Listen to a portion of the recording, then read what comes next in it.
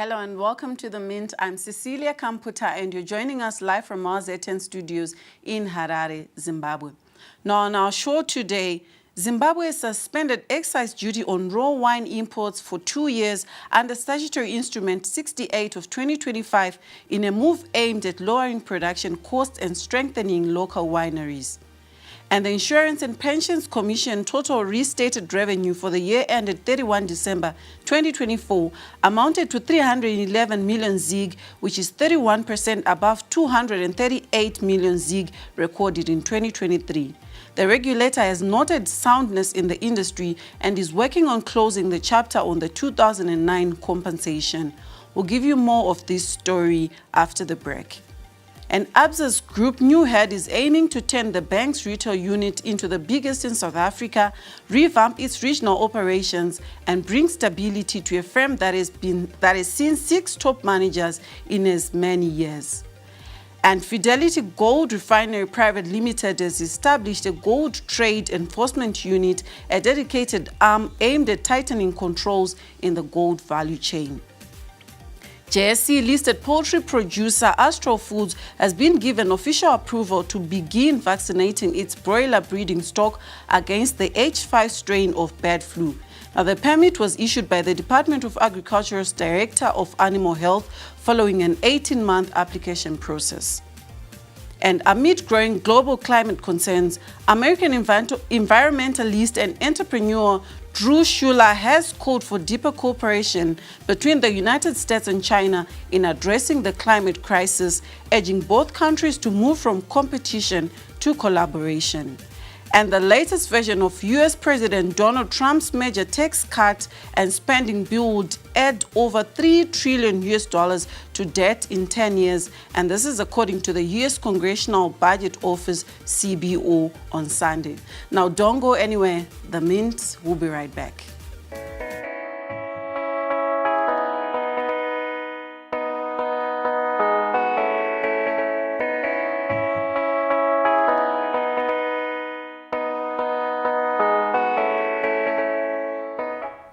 Welcome back to The Mint. I'm Cecilia Kamputa and we're coming to you live from our Z10 studios in Harare, Zimbabwe. We now get into our show. Now, Zimbabwe suspended excise duty on raw wine imports for 2 years under Statutory Instrument 68 of 2025 in a move aimed at lowering production costs and strengthening local wineries. Approved wine manufacturers authorized by ZIMRA to import up to 100,000 liters annually must declare that the wine will be used solely for processing at approved facilities. The suspension may be denied if tax compliance standards under the Revenue Authority Act are not met. And although Zimbabwe's wine market remains modest, projected to reach $12.64 million in 2025, it shows growth potential, especially through at-home consumption. Leading producers like African Distillers, Bushman Rock, Nyanga Wines, and the Stable Winery are central to this emerging sector. The duty suspension is expected to stimulate local production and support broader efforts to expand Zimbabwe's wine industry, both locally and regionally. Now, I'm joined in the studio by resident analyst Eben Mabunda to take a further look into this. Eben, welcome to The Mint. Thank you, Cecilia. Glad to be on this side of the conversation. All right, now to get into our conversation, what economic impact do you anticipate from this 2-year suspension on local wine producers, production costs, and also on profitability? Right. I think first and foremost, context here is of utmost importance. This is coming at a point where we have seen the proliferation of illegal imports into the country. At the same time, we've also seen the proliferation of fake products that have, of course, invaded the liquor trade, as it were, in Zimbabwe. So this, among other reasons, is an attempt to try and fight back against such, of course, interventions, or should I say invasions, where the market is concerned. Now, to speak to the economic impact of this very initiative, this is aimed at capacitating local manufacturers, boosting production within Zimbabwe. While of course we've got producers that you have already alluded to. You mentioned of course African Distillers, AFDIS, listed on the Zimbabwe Stock Exchange. You also mentioned of course the Bushman Rocks. You also mentioned the Nyanga, among several other producers that we've got. But you'll find that in terms of the production of the grapes within Zimbabwe,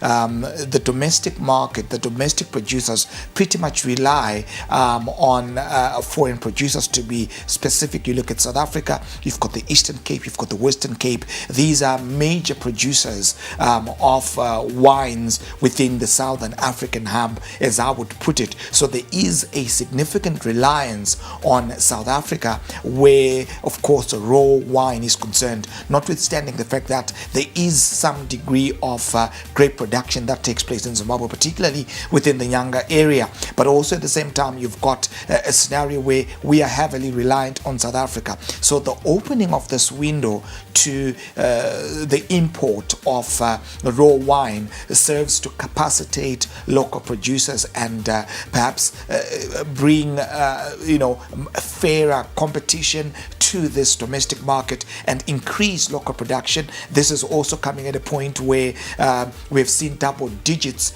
in terms of volumes growth released by AFDIS in their most recent financial results. So this should somewhat amplify their reach where the domestic market where the domestic market is concerned, and somewhat weed out some of those illegal products that we have seen proliferate the Zimbabwean market.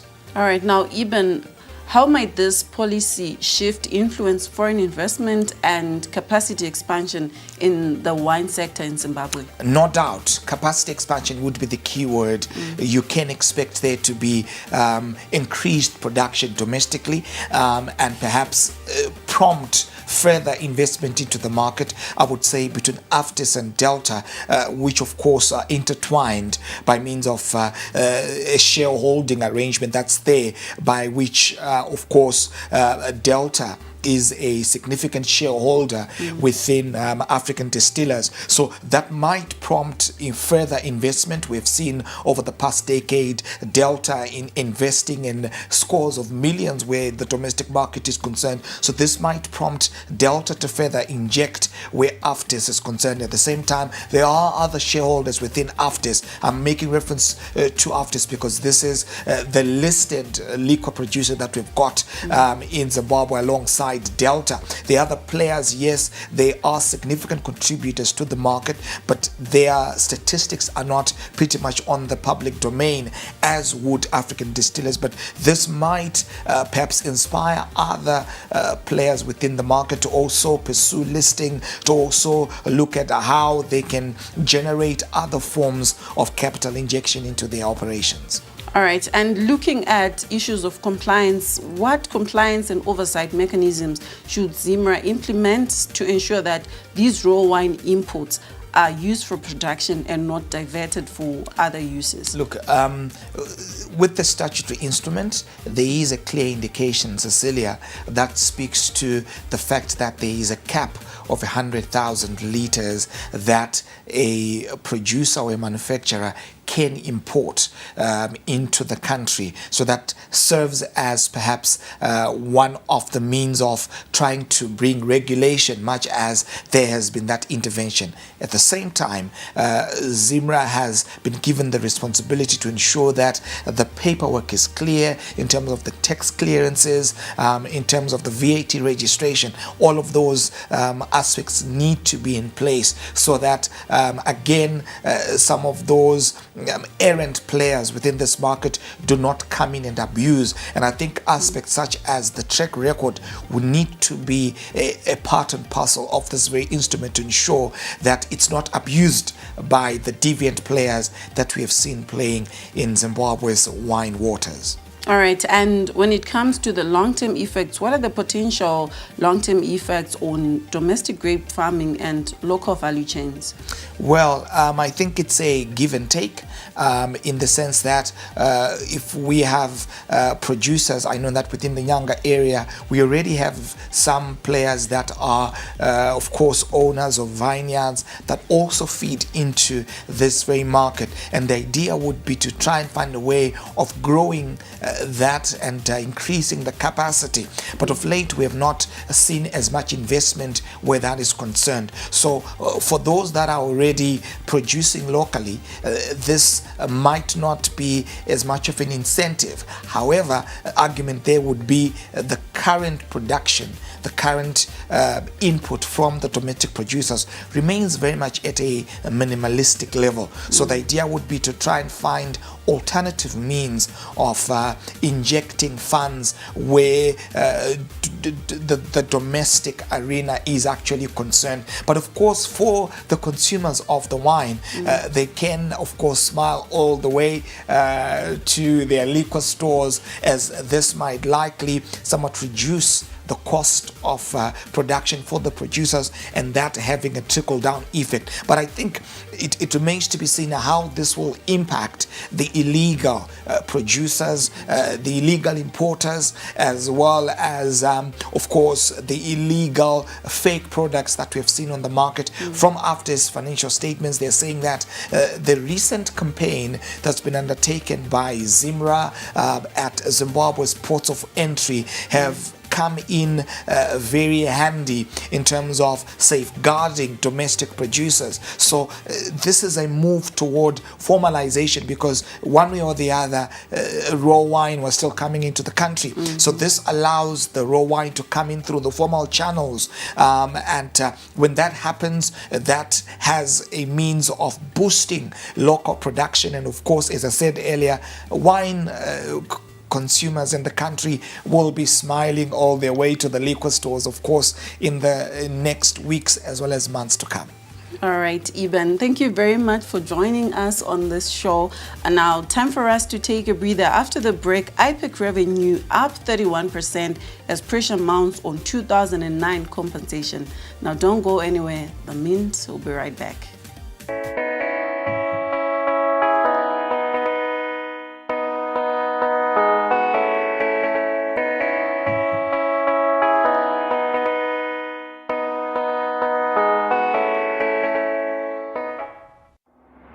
Harare, tune into the beat. Capitalk 100.4 FM, your source for news, business, sports, fashion, and more. Experience the pulse of Harare's culture and lifestyle. Capitalk 100.4 FM, Harare's top radio station. Join the conversation with Zimbabwe's top personalities. Subscribe now for fresh and infotainment content daily. Capital 100.4 FM, Harare's heartbeat.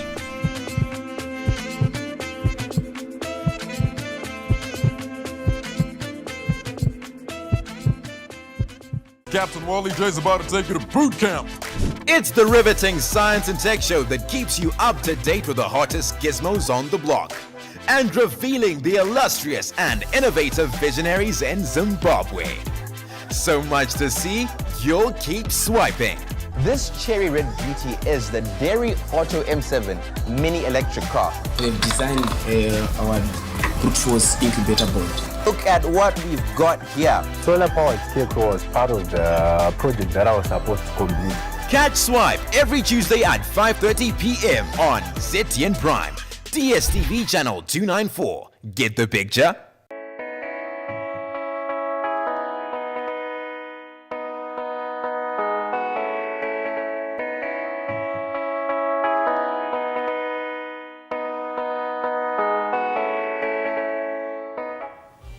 Welcome back to The Mint. I'm Cecilia Kamputa and we're joining you live from Mars ZTN Studios in Harare, Zimbabwe.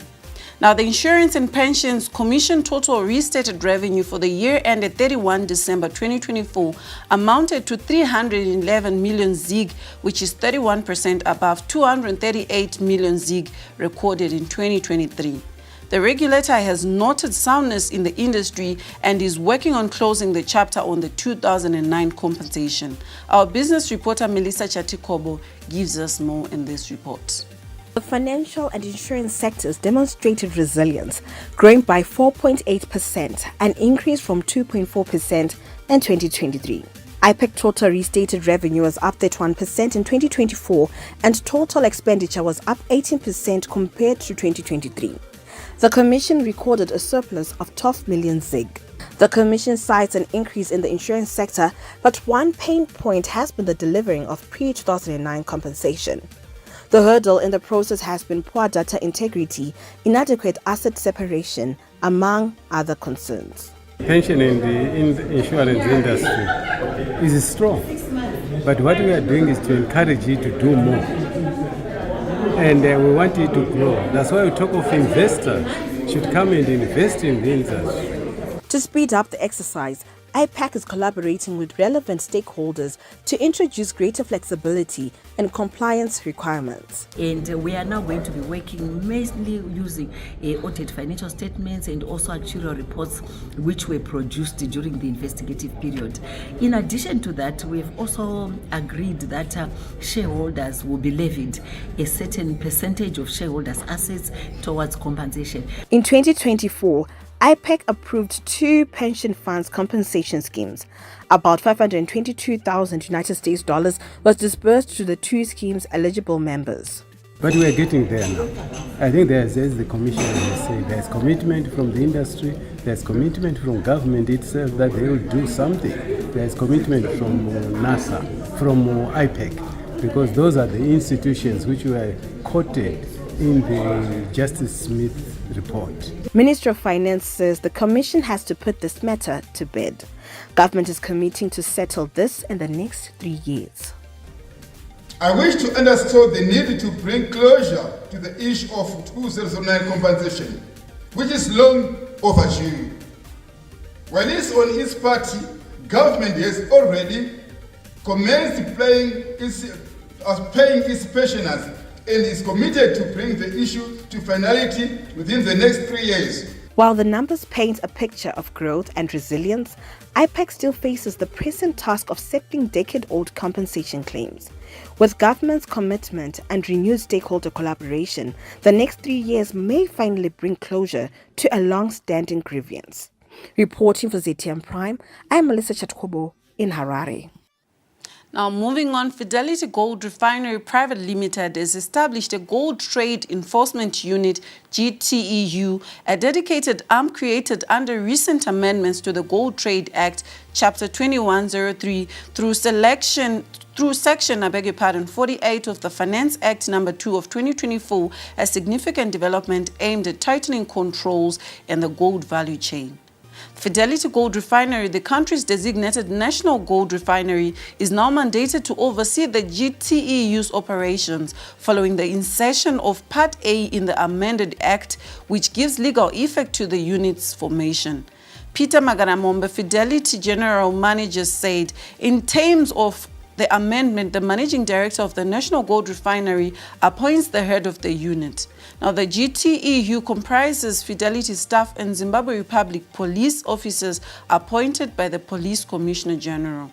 The officers, now officially known as Gold Trade Enforcement Officers, are certified by the Minister of Finance and Economic Development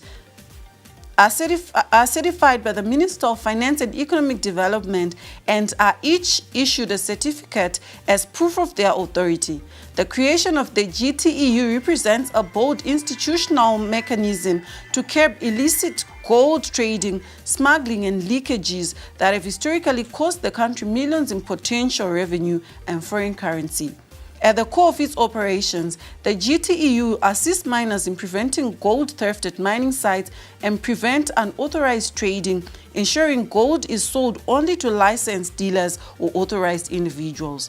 Additionally, the unit will combat gold smuggling to protect strategic reserves and foreign currency earnings, reinforce transparency, and support national efforts to formalize gold trading in Zimbabwe. Now, time for us to take a breather. After the break, Absa's group new head is aiming to turn the bank's retail unit into the biggest in South Africa. Now, don't go anywhere. The Mint will be right back.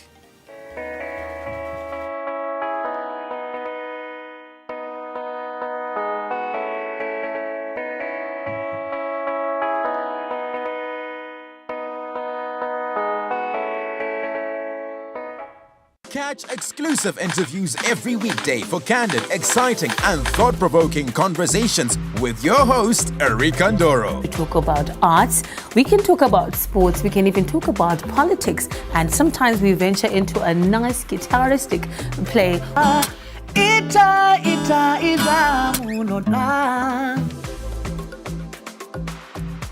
The one story where you can't get out of your head. Wakatarisa munhu so Erika like where you're sitting. Ndozongokona bata face so pasina munhu. Wakasiya music yako yo afro chakuti ndo music manje no Zimbabwe. And I'm sure they're still saying the same thing now. Yeah, so Shona kana kuti Chindevere kana mumwe mutauri muno muZimbabwe ndiwe iwewe. Ndiwo rupawo rwako. Ndicho chidadiso chako. Catch me, Erika Ndoro, right here on ZTN Prime every single Monday at 7 p.m. whilst we get exclusive.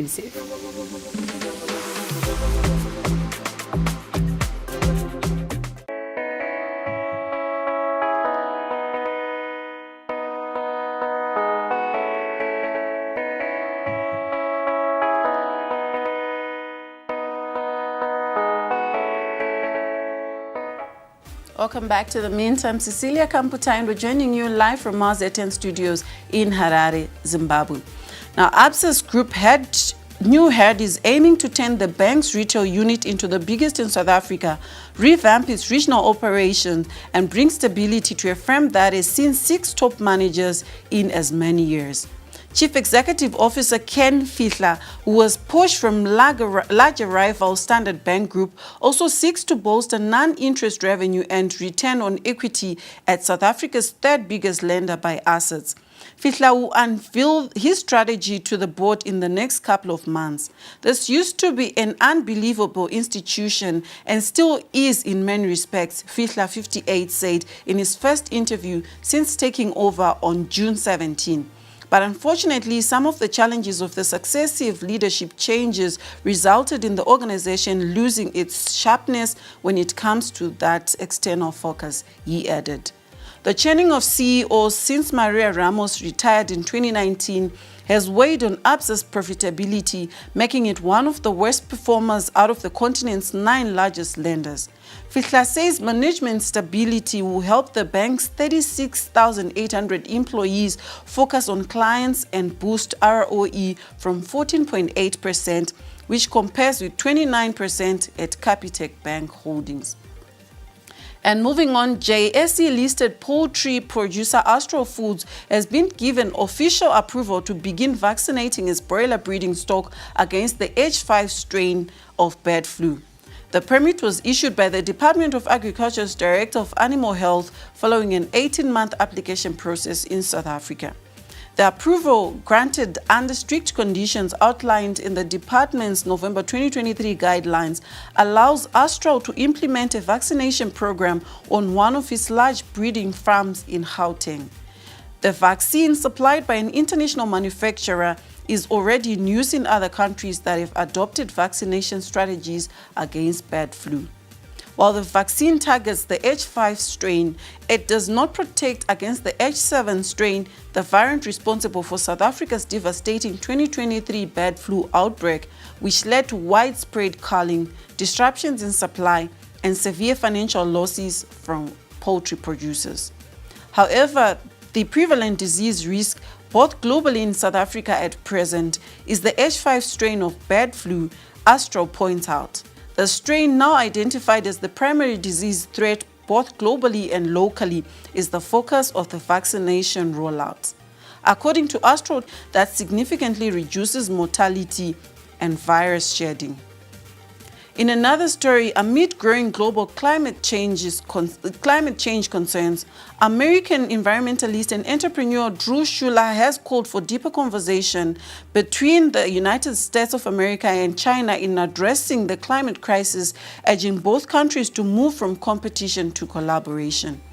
His remarks made during an interview with China Global Television Network at the 2025 Summer Davos Forum in Tianjin, China, also carry significant relevance for Africa, where the effects of climate change are already deeply felt. Held under the theme Entrepreneurship for a New Era, the forum focused on key global priorities, including investing in people and the planet, new energy technologies, and the disruption of traditional industries. In the context, Schuller's vision of United Global Front echoes the growing African sentiment that climate solutions must be inclusive, just, and technology-driven. Transition in our federal government from President Biden to President Trump just about 6 months ago. The Biden administration was very supportive of sustainability and renewable energy, and the Trump administration is extremely against it and pulling us back towards fossil fuel energy.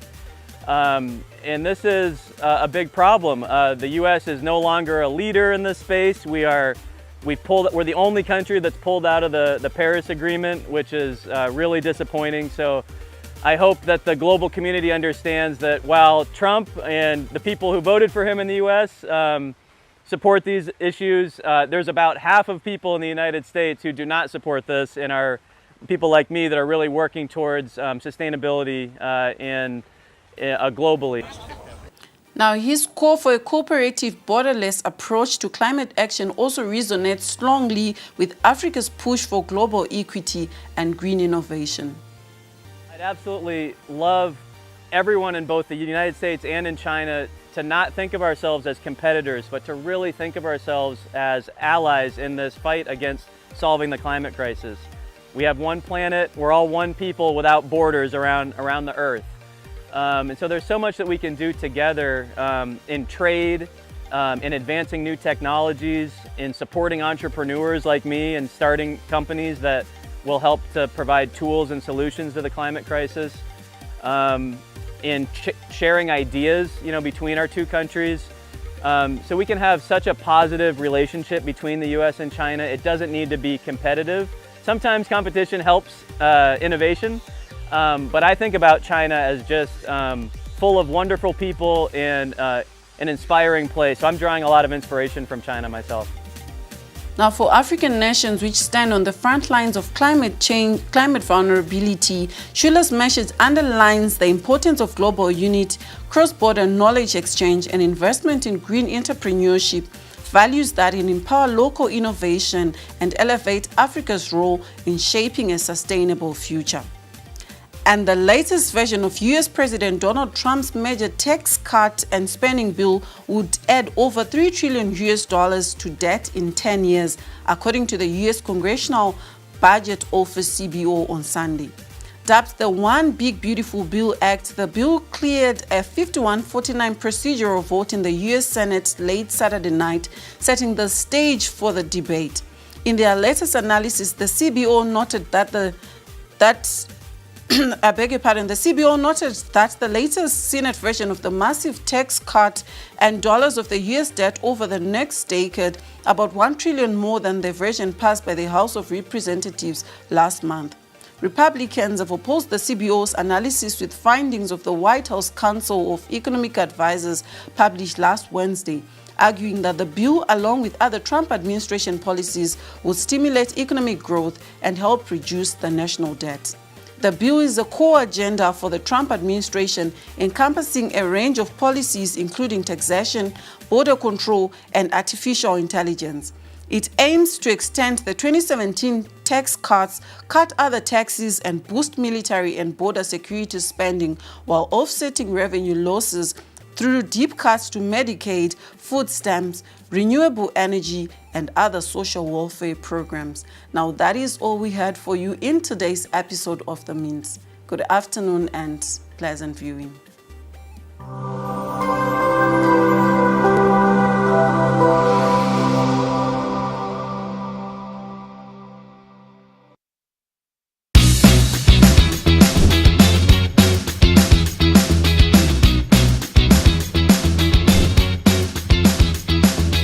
Dental checkups, experiments, games,